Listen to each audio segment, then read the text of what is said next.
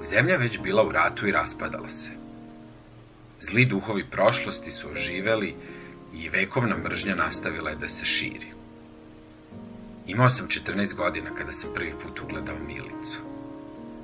Bila je lepa, visoka sa gustom crnom kosom. Oko nje stajali su ljudi sa visokim šeširima, obučeni u crno-bele uniforme, posuti brašnom i puderom.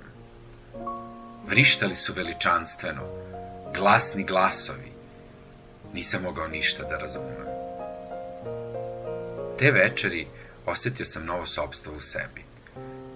Sledećeg dana sam u novinama pročitao da je to bio tada simpozijum. Bilo je hladno pred Novu godinu. Bilo je to u Katoličkoj porti. Odlučio sam da postanem umetnik. Upisao sam se na časove crtanja i slikanja, potpuno spreman da uđem u svet umetnosti.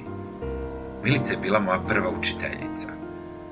Nakon nekoliko meseci osnovali smo perforativnu trupu Ex nihilo ili iz ništavila.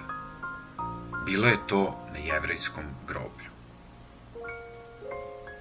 Životni slučaj te trupe na umetničkoj sceni 90. godina nije bio prepoznat od Nacionalnog umetničkog društva.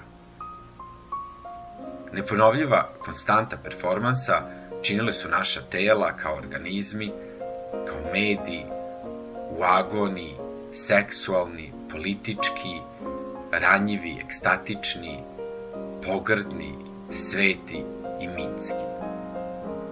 Svi nastupi u prvoj godini održavali su se na Petrovaradinskoj tvrđavi. Bili smo nihilisti, odbacivali smo vlast, branili smo nezavisnost pojedinca. Bili smo dadaisti, antiburžoazija, preferirali smo iracionalno i koncept umetnosti stavljali smo u kontekst anti-umetnosti. U naš izraz stavljali smo nova značenja, uzurlanje i muzičku buku. Bio je to harmonični haos. Kreirali smo novi međunarodni časopis za produkciju nove stvarnosti pod nazivom Veoma istrošen, veoma umoran. I to je bilo to. I bilo je lepo. Publika se pitala, bila je užasnuta, obožavala nas je ili je pljuvala na nas. Posle toga smo se rastali. Većina je otišla u Izrael, Holandiju, Češku, Veliku Britaniju, Irsku i Bosnu. Neki od nas su ostali ovde. Tvrđava je još uvek tu, Bog je još uvek u nama i oko nas. Sa stepenica tvrđave otišli smo u novi identitet. Još uvek smo jedno telo, nešto kao polip ili ameba.